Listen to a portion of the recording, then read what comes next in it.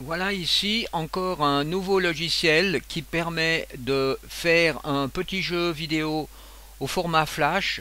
Et d'ailleurs, on peut aussi exporter au format iOS, XNA, Android. Ceci vaut le détour car ce logiciel permet de faire des petits jeux assez simples sans aucune ligne de code cette fois-ci. En plus, on trouve tout ceci donc en français comme vous le voyez ici, ce qui n'est pas négligeable. Donc le nom de ce logiciel est Multimedia Fusion 2 que vous trouvez donc à cette adresse ici, clic Team. Et en plus ici, on a une version démo à 30 jours.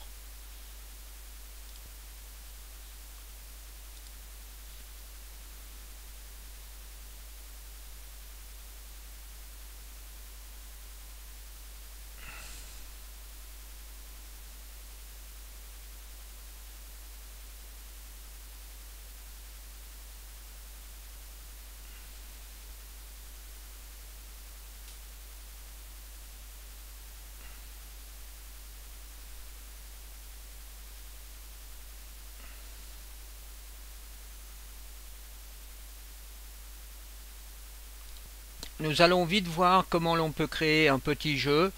Alors ce tutoriel existe déjà sur le site principal donc, mais bon je le fais, c'est pour le fun. Alors ici donc on ouvre ici la librairie locale. Donc dans la librairie locale qu'on développe comme ceci, on va dans la partie tutoriel et là vous avez le nom du tutoriel ChocoBreak. Alors il suffit de cliquer 2 fois sur cette icône pour ouvrir tous les objets que l'on a à disposition pour créer ce jeu. Donc ce jeu est créé à partir d'une base d'éléments qui ont été créés au préalable avec d'autres logiciels externes. Maintenant on crée une nouvelle application en cliquant sur cette icône ici. On donne un nom à l'application ici, dans scène, ici on peut donner donc un nom. Je l'appelle par exemple niveau 1. Ensuite ici vous voyez vous avez les propriétés de ce niveau, donc c'est un niveau de 640 par 480 pixels.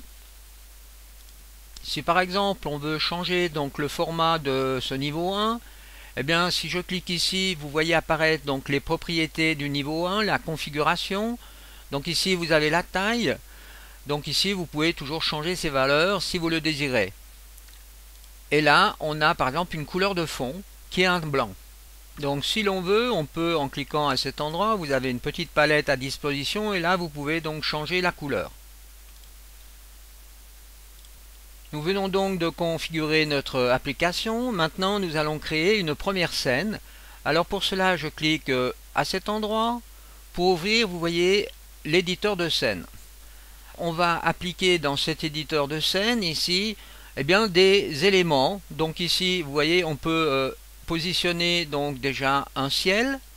Alors ce ciel on peut par exemple le verrouiller, vous faites bouton droit et vous faites verrouiller pour que le ciel ne bouge pas, donc le composant ciel soit bien verrouillé dans la scène. Ensuite on met des composants, des barres horizontales ou verticales. Donc ce sont des composants qui sont animés dans le cas présent. Donc au moment de la construction ces composants ont été animés. On va pouvoir vérifier ça tout de suite. Alors il suffit de lancer la scène en cliquant sur cette icône. Donc là je lance la scène et je vois tout de suite que les composants sont animés. Ça devient déjà très sympathique. Ensuite je mets dans la scène une brique. Je mets un player, un joueur. Et je mets une balle dans la scène. Maintenant on va devoir dupliquer cette brique donc pour créer un mur de briques. Alors je vais vous montrer une méthode simple, traditionnelle et après une méthode un peu plus rapide. Alors on peut sélectionner la brique, faire un CTRL-C, CTRL-V. Donc là vous voyez on a une deuxième brique qu'on peut positionner à cet endroit par exemple. Donc je peux la positionner comme ceci. Ensuite je pourrais éventuellement vous voyez sélectionner ces deux briques, refaire un CTRL-C, CTRL-V et repositionner et ainsi de suite. Donc là, bon, bah, c'est une façon très ancienne, très traditionnelle, mais il y a un outil qui va nous permettre de faire ça beaucoup plus rapidement. Alors première chose, je sélectionne ces 3 briques et je fais Delete pour les supprimer de la scène. Maintenant, je sélectionne à nouveau la brique 1 et bouton droit et je fais dupliquer. Et à ce moment-là, on peut dupliquer soit sur 8 lignes par exemple et sur 12 colonnes. Ensuite, on peut faire OK. Et là, on a notre mur de briques qui est créé. Si par exemple on a fait une erreur, on peut toujours revenir en arrière en faisant ici, vous voyez, sur cette icône Undo ou Redo. Alors je viens sur Undo et cette fois-ci je vais faire dupliquer, toujours 8 lignes sur 12 colonnes, mais je vais mettre un espacement de une ligne et une colonne pour faire un essai. Voilà ce que ça donne. Alors je vais laisser ceci pour l'instant. Ensuite, je vais réaligner donc tous les composants de la scène pour que ceci soit au milieu donc de la fenêtre ici. Alors je les sélectionne avec un lasso. Ensuite, avec le bouton droit, eh bien vous voyez, on peut faire aligner dans la scène centrage horizontal. Là, vous avez différents types d'alignement. Donc je fais central horizontal. Donc ceci me permet de centrer les composants du jeu au milieu de la fenêtre correctement. Admettons donc que l'on a créé notre scène. Alors maintenant il va falloir qu'on applique des comportements sur les différents objets de la scène. Je commence par le player, donc je le sélectionne. J'aimerais que ce player se déplace à la vitesse de la souris. Alors pour cela je vais dans l'icône comportement, donc là j'ai différents mouvements possibles. Alors le type est statique en ce moment. Maintenant je clique à cet endroit et je fais contrôler à la souris. Donc ceci veut dire que le player va être contrôlé par le mouvement de la souris. Si j'effectue maintenant un premier test en cliquant ici, eh bien vous voyez que bon, le player il suit bien la souris mais un peu n'importe comment. Alors nous allons corriger ceci. Mais là attention, pour pouvoir sortir dans ce cas présent d'une application, eh bien il faut appuyer sur la touche Alternate F4. Autrement vous restez coincé dans le logiciel. Il nous faut donc éditer le mouvement de la souris. Alors vous cliquez sur ce bouton édition et là vous voyez vous avez un rectangle qui apparaît. Donc on positionne le rectangle dans la surface où on aimerait que la souris agisse.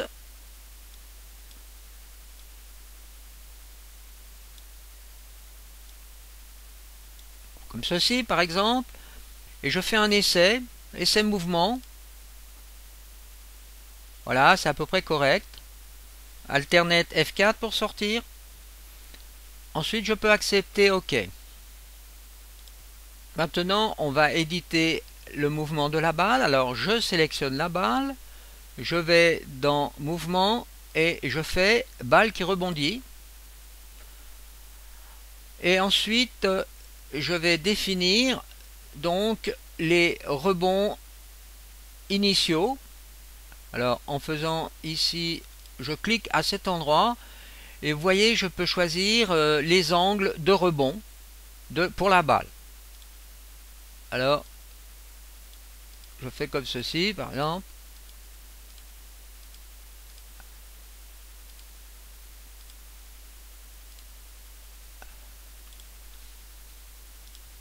Je peux essayer ici un essai du mouvement.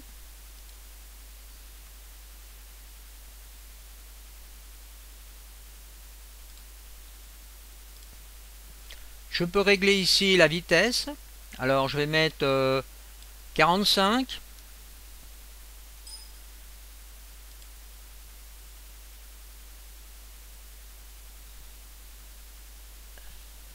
On peut aussi par exemple décider que la balle ne va pas au démarrage bouger, donc on désélectionne cette propriété, bouge au démarrage. Commençons la programmation du jeu. On doit aller dans l'éditeur d'événements. Donc l'éditeur d'événements se trouve à cet endroit sous cette icône.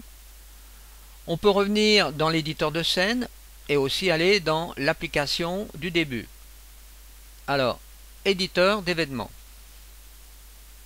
Dans l'éditeur d'événements, on trouve plusieurs catégories, les conditions spéciales, l'audio, le storyboard, le timer, la création de nouveaux objets, la souris et le clavier, le player, le joueur et les composants de la scène. Donc on peut ici, vous voyez, en déplaçant cette barre, cacher une partie de ces composants. Alors restons comme ceci pour l'instant. Alors nous allons programmer la balle. Alors on a décidé que la balle serait déclenchée par le joueur en appuyant par exemple sur une touche du clavier. On commence par créer une nouvelle condition, donc je clique à cet endroit. La nouvelle condition, eh bien, c'est l'utilisation du clavier ou bien de la souris. Donc ici, je choisis avec le bouton droit le clavier et lors de l'appui sur une touche, et là je peux choisir la touche sur le clavier en pressant sur cette touche. Alors je fais barre d'espace. Et ici, lors de l'appui sur la barre d'espace, eh bien, la balle devra commencer son animation. Ensuite, on va sous la balle et avec le bouton droit ici, on choisit animation, démarrer. Alors, si l'on clique maintenant sur cette icône, eh bien, on a la liste des événements. Eh bien, ici, c'est très explicite. Lors de l'appui sur la touche barre d'espacement, on lance l'animation de la balle.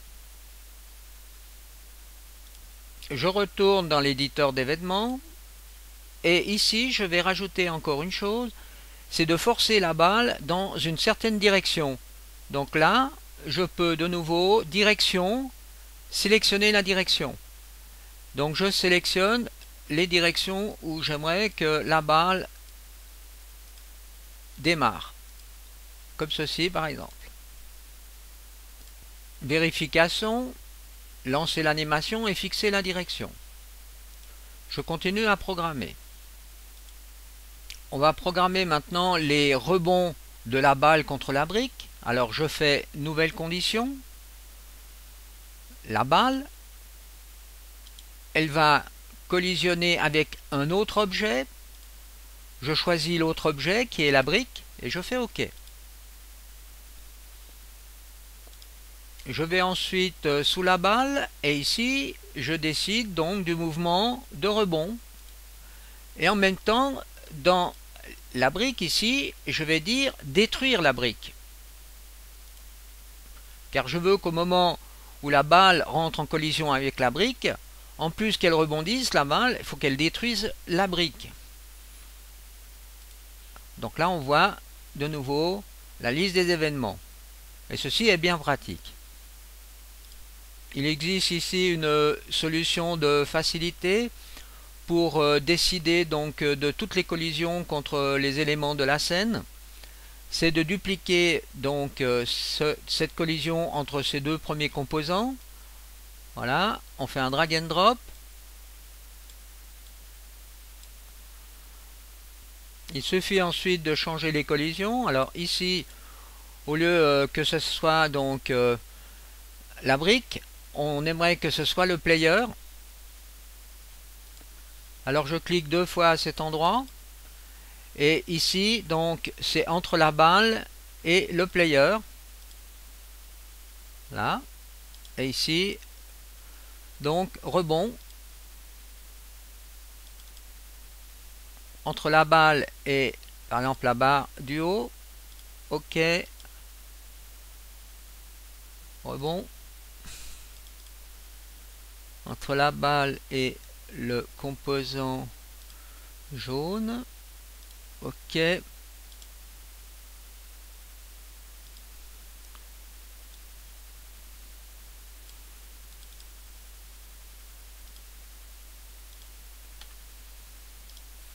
Donc voilà, les différentes collisions ont été effectuées. Alors on peut déjà effectuer un premier test. Donc vous voyez, j'appuie sur la barre d'espace.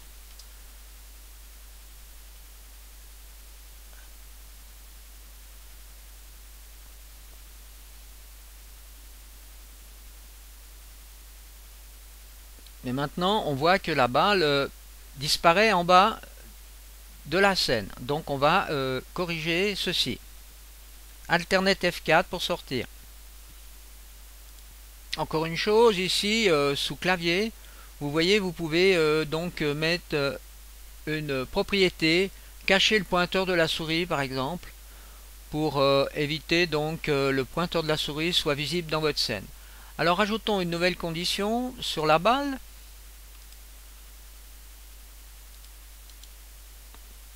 Collision, tester la position de la balle. Donc là, on peut tester dans quelle direction part la balle. Alors je veux que quand la balle part en bas, eh bien, elle soit testée. Donc là, je teste si la balle quitte le terrain en bas. Donc si la balle quitte le terrain en bas, je vais arrêter le mouvement de la balle. Stop. Première condition. Une fois que la balle est arrêtée, je vais la repositionner. Donc position, sélectionner la position. Et là, attention d'être bien aux coordonnées XY. Je sélectionne la balle aux coordonnées XY. Voilà, OK. Effectuons un test. Barre d'espace.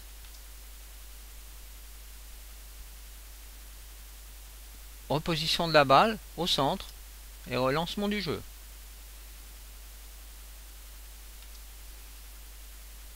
Alors maintenant, une chose qui était aussi utile, si vous vous déplacez ici, donc vous voyez donc les actions. Alors ici, on voit que l'on a caché le pointeur de la souris, montré le pointeur et recaché le pointeur. Alors pour supprimer justement ici ce qui est inutile, eh bien on retourne dans cette partie du programme et vous voyez ici que vous avez caché le pointeur, montré le pointeur, caché le pointeur. Alors pour supprimer, il suffit de sélectionner et de faire delete. Ah, ceci c'est vraiment très pratique, hein. Il va nous falloir maintenant rajouter deux composants supplémentaires, la durée de vie du player et le score que fait le player. Alors je reviens dans la partie scène ici et je clique deux fois dans la scène pour faire apparaître créer un nouvel objet.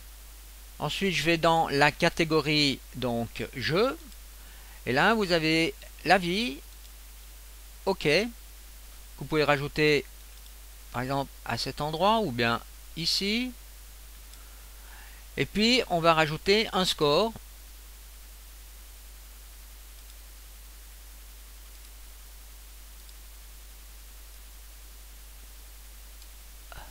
Comme ceci. Alors commençons par le score. Eh bien donc c'est dans la partie player que l'on va définir le score qui va être donc rajouté à chaque fois que la balle va toucher une brique. Alors le score, changer le score. Donc ici je mets par exemple un score de 125. À chaque fois que je toucherai une brique, j'aurai un score de 125. Et ensuite, maintenant il faut aussi s'intéresser à la durée de vie. C'est-à-dire qu'à chaque fois que la balle va quitter le terrain, eh bien on aura une vie en moins. Pour soustraire une vie, il faut aller dans la balle qui quitte le terrain et à cet endroit, nombre de vies, soustraire du nombre de vies la valeur de 1.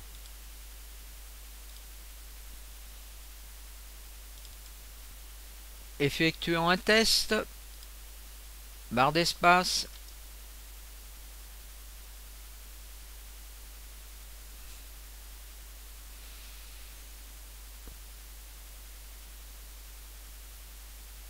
Une vie en moins.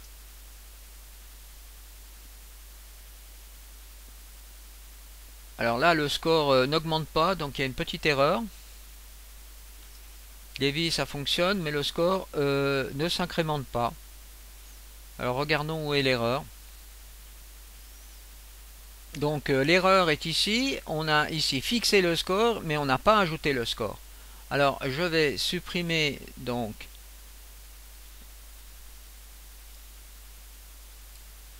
fixer le score.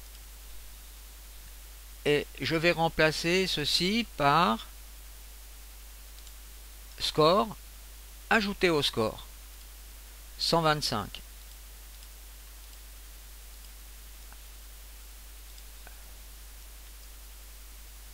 Voilà, maintenant ça joue. C'est intéressant de faire des petites erreurs, comme ça on voit un peu mieux les possibilités de programmation. Alternate F4 pour sortir. Je vais rajouter une condition. Lorsque je vais appuyer sur la touche Escape du clavier, je vais sortir de l'application pour pas devoir faire à tous les coups Alternate F4. Alors, nouvelle condition. Clavier. Le clavier, lors de l'appui d'une touche, je choisis la touche Escape. Qu'est-ce que je veux? Eh bien, je veux sortir de l'application. Donc, je fais CTRL du storyboard. Terminer l'application. Vérification. Escape. On sort. Pour rendre un peu plus intéressant notre jeu, nous allons créer un menu de démarrage. Alors je vais dans Mi Game, je fais bouton droit et je fais nouvelle scène que j'appelle menu.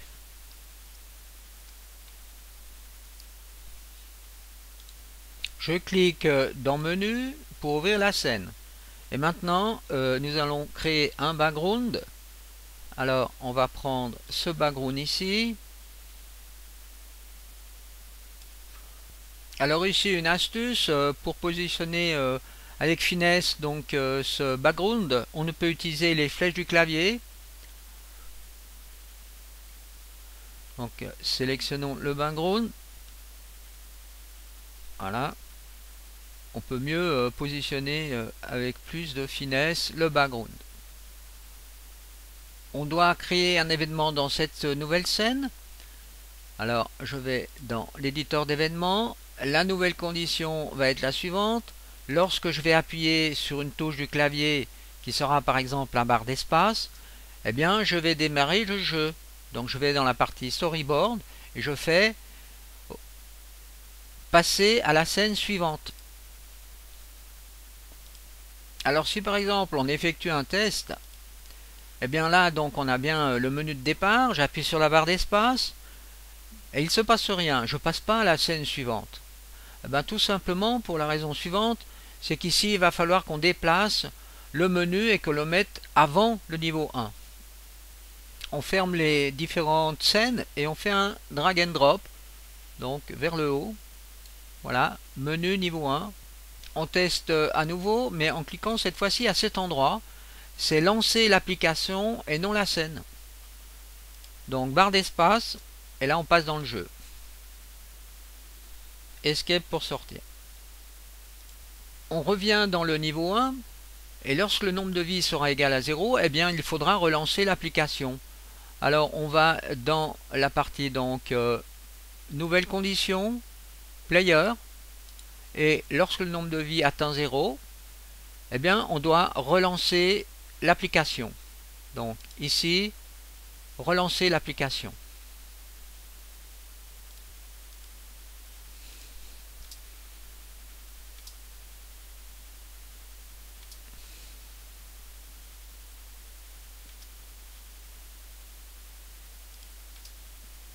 Donc tout fonctionne correctement. On peut maintenant agrémenter le jeu en rajoutant des sons au moment de la collision. Alors par exemple, vous voyez, la partie son se trouve ici. Alors là, je joue un échantillon, donc je fais comme ceci, échantillon sonore, jouer un échantillon sonore. Je vais ici dans un Explorer, je choisis le son qui m'intéresse, je peux éventuellement le tester.